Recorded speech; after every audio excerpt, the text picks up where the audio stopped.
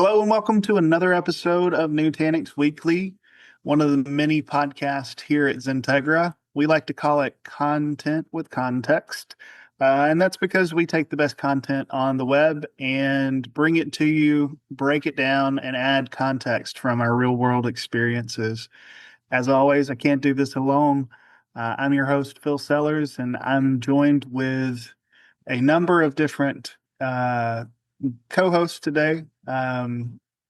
Folks from the XenTegra team and also our friend Jaira Cox. So I want to say welcome to you guys. Jaira, how have things been going here lately for you?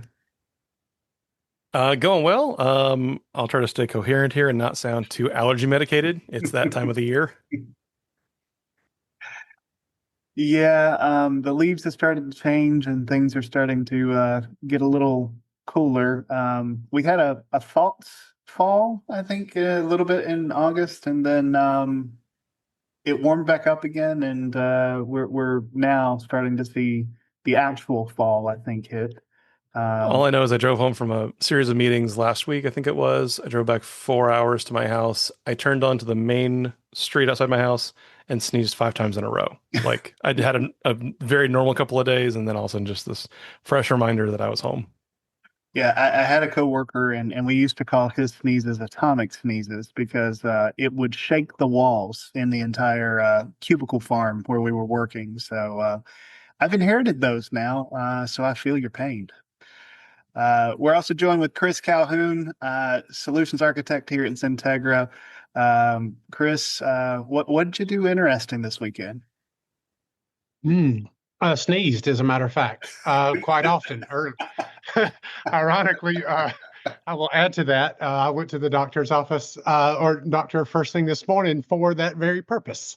So, yes, spent a lot of the weekend sneezing. And uh, so, yeah, fit right in with this discussion, as a matter of fact. And to round things out, we've got Andy Green, also a solutions architect here at XenTegra. Andy, you and I got to spend some time together on Friday. We had the annual XenTegra ServiceNow golf tournament up in Raleigh, North Carolina. We had good weather, and if I recall, I didn't see you sneezing.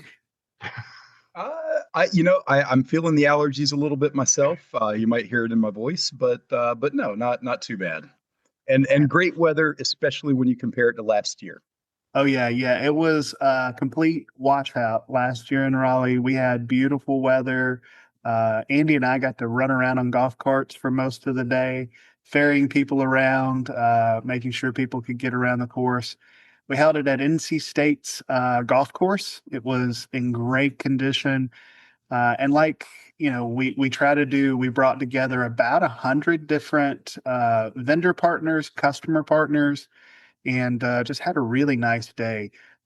Some golf, some barbecue, Eastern North Carolina vinegar style barbecue, the real barbecue according to North Carolina folks. So Texas, don't hate us, but real barbecue is pork. So I'll give a shout out to the collard greens as well. They were on point. absolutely. Well, guys, we've got a great blog post to talk about today. One of the newer products inside of Nutanix's portfolio, it's a product called Nutanix Central. And so we've got a blog post here. You can find it on nutanix.com/blog. Name of the blog post is Nutanix Central on premises, bringing cloud simplicity to your data center. Shout out to Adharsh Praveen, Ruhi Segal, and Mayak Gupta. Those guys authored this blog post that we're going to be talking about today. And let's dig right in. We're talking about Nutanix Central. And so I feel like we need to level set because there's probably folks listening who don't even recognize Nutanix Central. So, Jairo, what would you say in just a few sentences? What is Nutanix Central? Yeah, so Nutanix Central, we launched that last year, and it offered a global browser tab to review your entire fleet of Nutanix whatevers, HCI, file services, other things, right? Whatever you've got that is Nutanix flavored, all rolled up in one single spot to view stuff like health and capacity and find stuff that you've got in the fleet in one browser tab delivered as a SaaS service. That's great. So single Manager pane of manager glass. of managers. Yeah, manager of managers. Yeah, single pane of glass. The thing that we've been searching for 25 years in IT, that one place to manage everything, the one screen to rule them all. Um, that was a Lord of the Rings reference for. Reference acknowledged. Yeah. Okay, cool. All right. So this launched last year as SaaS, and really it's just kind of a central roll-up point for all of your Prism Centrals. As we do our work, guys, Chris, Andy, we do a lot of Prism Central deployments. There's a lot of value that comes from PC, and it's now kind of a required part of our deployments because licensing is run through Prism Central. Um, what is the difference, I guess, as you look at Nutanix Central versus Prism Central? Andy, I'll kind of throw to you. What's the difference in levels here? Sure. Yeah. So, I remember when Prism Central came out, and at the time that was our manager of managers, so to speak. But over the time, we've seen it evolve a little bit. And the way that I think of Prism Central today is it's really that tool that establishes an availability zone for a particular site. So, we want to create these availability zones. We want to automate and orchestrate that failover between sites. But I think that opens the door for another tool to now manage all of our availability zones. And that's where I see Nutanix Central really come into play. Yeah, that's great. So the news we've got today, Chris, is SaaS only is now broken, right? We now have the ability to do it either as a SaaS platform or on premises. What's the key kind of rationale or use case there that on-prem is going to really enable?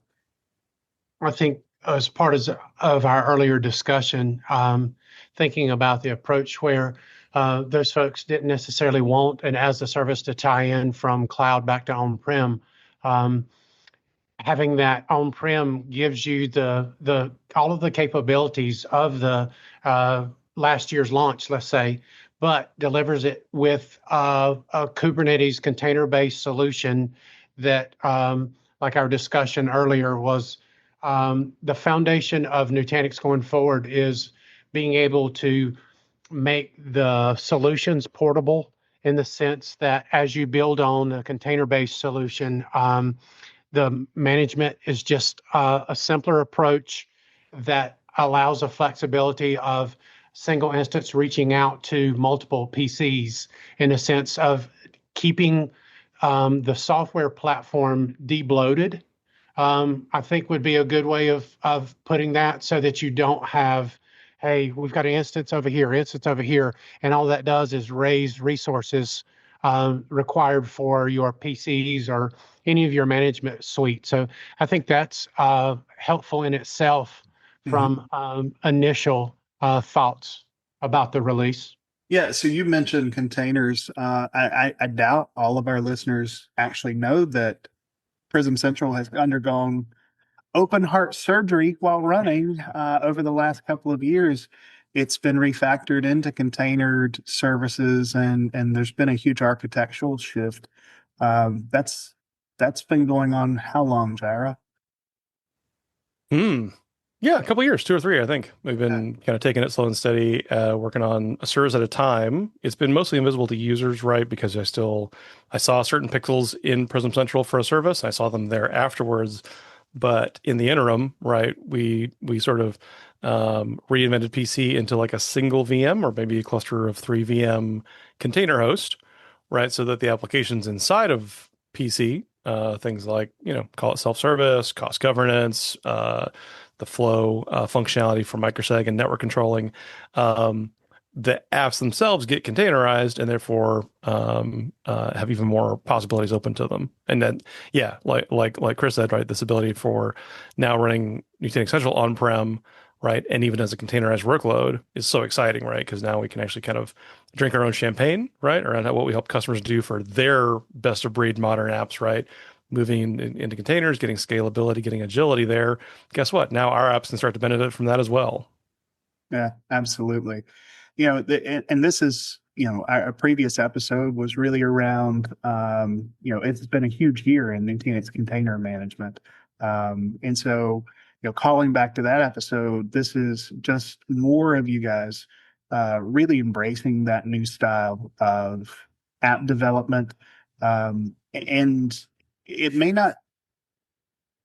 not click immediately, but all this refactoring we're talking about is really a benefit for the customer because now we can innovate faster. Those microservices that make up the applications that have been broken apart, you can optimize one or the other or make changes in them. And as long as you do that in a way that the APIs don't break, then now you've actually enabled velocity. So there's huge advantages to a customer receiving this software from Nutanix because you're going to now be able to get new features and feature requests and things like that much faster. Yeah, my standard truism right around containers is containers are simply like a fashionable way of installing software. But once it gets containerized right, more boring upgrades, faster, more predictability, scalability, right? It's huge benefits. Yeah, 100%.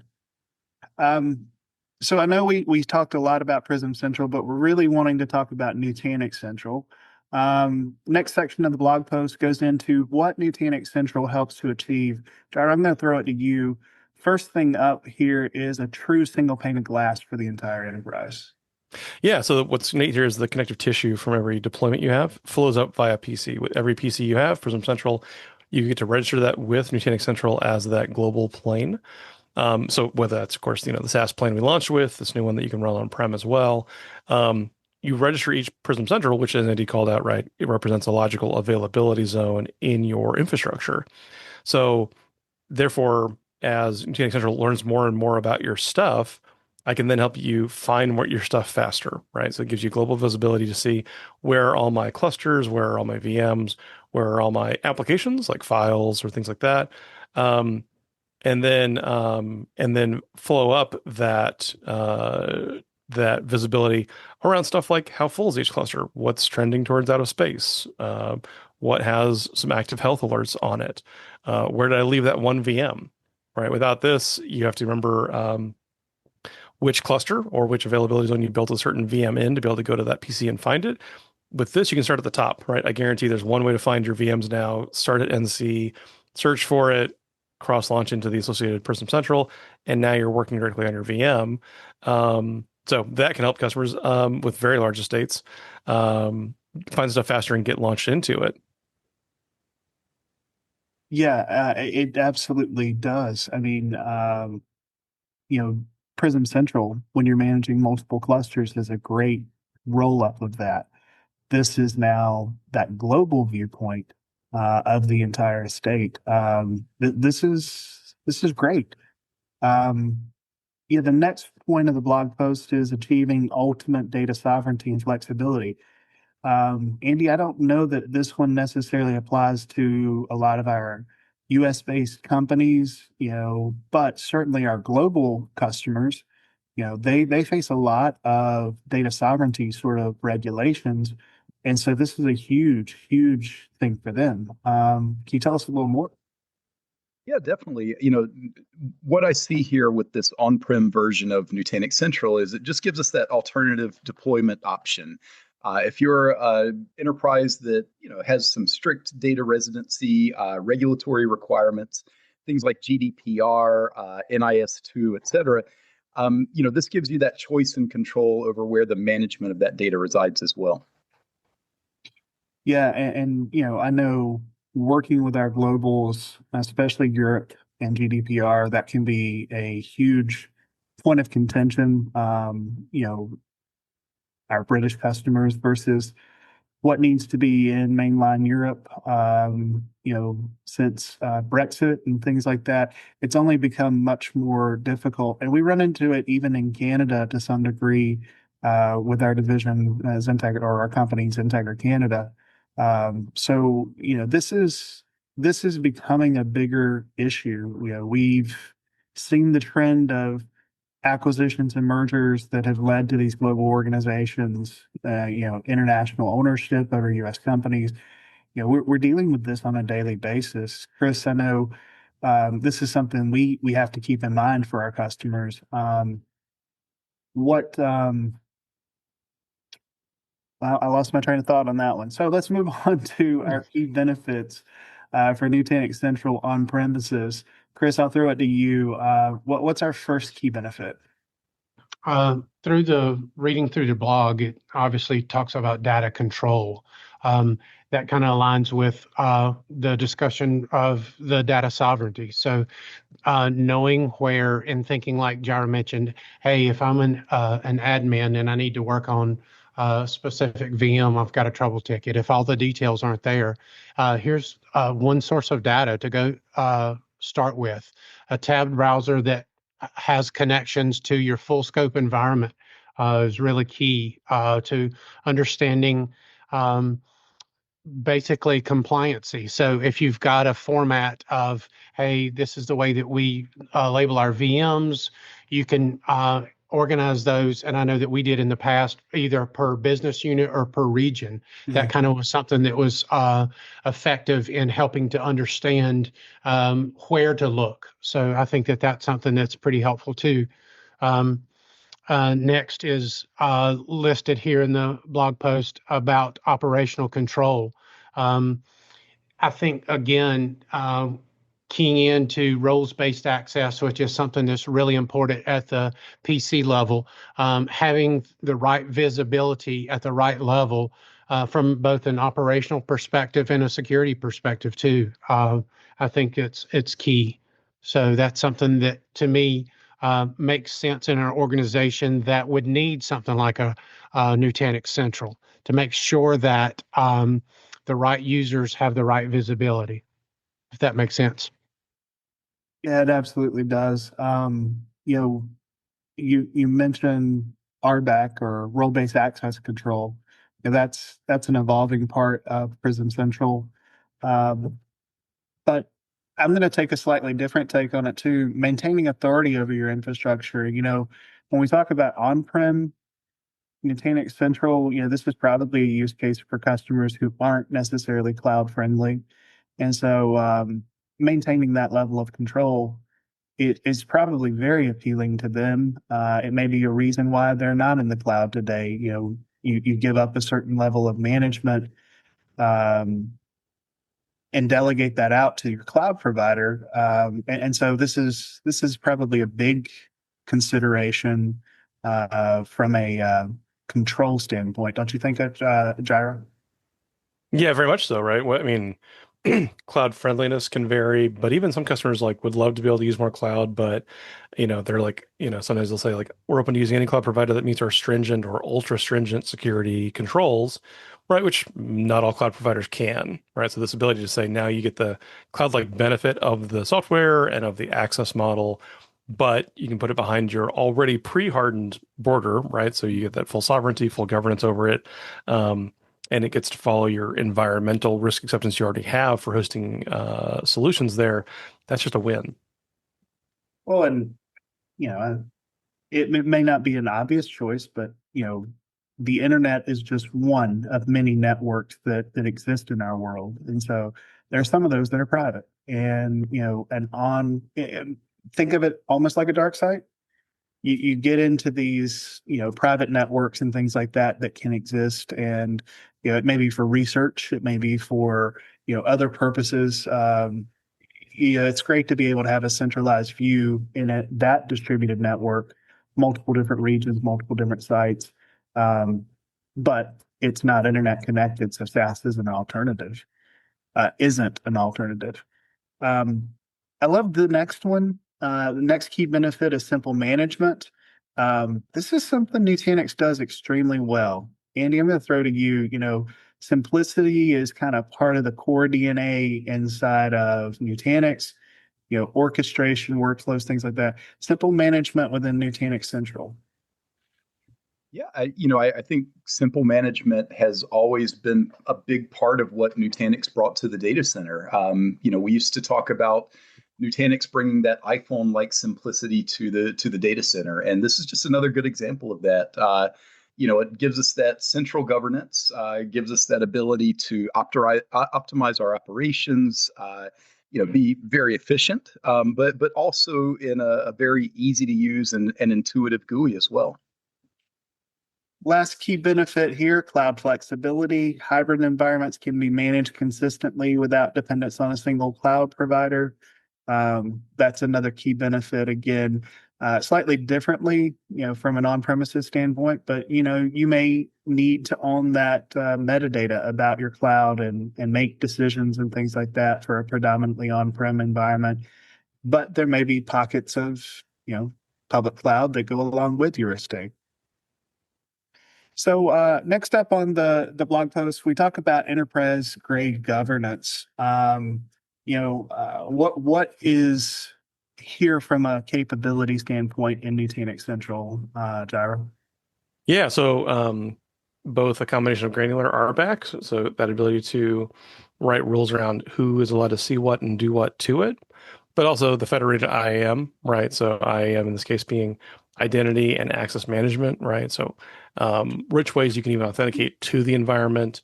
Obviously, you can bring your own LDAP, but of course, a new feature we launched that I think is mandatory for the SaaS deployment model is SAML authentication, right, as well. So you actually are required to be vouched for by some other external identity provider.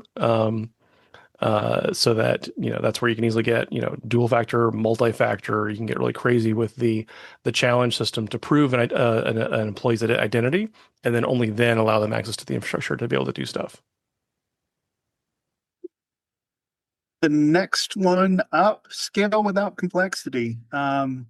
So this is a GA release, but Nutanix Central on premises, how many Prism Central domains can we support? Andy or Gyro, whoever. I'll take it. 25 Prism Central domains. So I think the goal here is just increased control, increased visibility, and with that we should get increased agility as well. Yeah, I agree. 25 is good for a general release. I'm sure, like anything else, it develops over time. We'll see more capabilities and more scale over time. Let's talk a little bit about the deployment. That's what's up next. How does Nutanix Central on-premises deploy, Gyra? So that's the beautiful thing about it. It's just in the Nutanix marketplace, right? So just like, calling back to my previous comment about containers being the fashionable way to install software, right? It makes it pretty straightforward, pretty easy to do. So then, yeah, it can become just a button in the marketplace to say, click here to get Nutanix Central. That's awesome. Yeah, and so the simplicity is truly there, right? Nutanix Marketplace makes it easy to adopt and deploy. That's one of the hallmarks here. I love Marketplace, the app store of Nutanix. It makes me happy anytime I'm spinning something up and then I can just deploy things to use right inside of the UI. So as we kind of take stock of the entire Nutanix Central, I'm curious, and let's kind of go around the horn. What's your key takeaways, like use cases or sweet spot for Nutanix Central? Andy, you want to go first? I think the thing that excites me the most is, and I think Gyra may have touched on this earlier, but just that ability to do a global search of the objects inside of Nutanix, whether it's a cluster, a virtual machine. The first step in managing or maintaining anything is to find it, and I love that ability just to have that global control plane where I can leverage those search tools. That's great. Chris, what do you think? To me, the high level view of the full landscape in one single view, again, that's saying single pane of glass, but that's really the simplistic approach of the Nutanix way, is having that view into your full scope environment in an easy to read browser interface. That was key terminology from the past. And they extend that now into the capabilities of a holistic reach for all your Nutanix tools, all in one single pane. Jaira, what do you think? I'm going to go with alerting, right? If I ran up to 25 Prism Centrals in my company as an admin, this would become my Monday morning dashboard, right? Log in, take a look at that. Oh, green across the board. Cool. Time for coffee. Yeah, I'm going to say the same sort of with you. I had, I don't know, 10, 12 monitoring TVs on the wall in my last organization. And so that heads up display, I think is hugely valuable to organizations to be able to roll everything up into a centralized view. So I think the name is apt. Nutanix Central is a great name for telling you what this is going to do. It's going to centralize control, visibility, and enterprise-grade governance all across your Nutanix estate. And it comes at a great time with so much happening from a migration from VMware to Nutanix, so much disruption in the marketplace with Broadcom. These tools just help enterprise customers really adopt and fly on the Nutanix platform. Yeah, well said. Well, guys, it's been a great discussion. Thanks so much for spending some time with us. And thank you to all the listeners listening in. Until next time, this has been Nutanix Weekly, and hope you have a great day.